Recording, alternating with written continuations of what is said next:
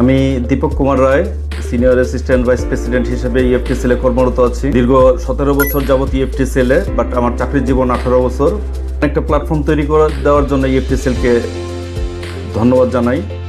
তো দীর্ঘ 17 বছরের কেরিয়ারে আমি বাজারের উত্থান পতন সব কিছুই দেখেছি, বাট এগুলি আপনাদের মাঝে শেয়ার করব।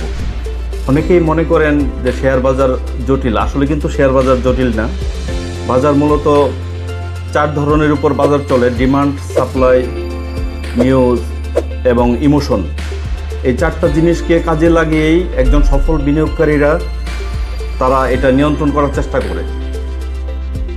সো একজন সফল বিনিয়োগকারী হতে গেলে আপনাকে ফান্ডামেন্টাল অ্যানালাইসিস, টেকনিক্যাল অ্যানালাইসিস, কোম্পানির গ্রোথ, কোম্পানি প্রফিট, কোম্পানির লস সব কিছু খেয়াল রাখতে হবে। এই বাজারে সফল বিনিয়োগকারী হতে গেলে ইমোশন নিয়ন্ত্রণ করাটা সবচেয়ে বেশি গুরুত্বপূর্ণ।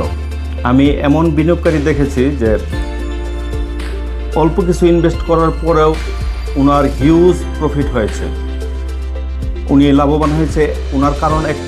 এর কারণ একটাই যে উনি ওনার ফান্ডামেন্টাল অ্যানালাইসিস বলেন, টেকনিক্যাল অ্যানালাইসিস বলেন, ওনার সব কিছুই নলেজে ছিল। বাট আমরা বলতে পারি যে উনি একজন সফল বিনিয়োগকারী।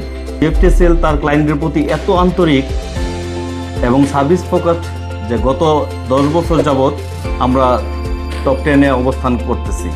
আজ ইএফটি সেল হোক বিনিয়োগের একমাত্র আস্থা।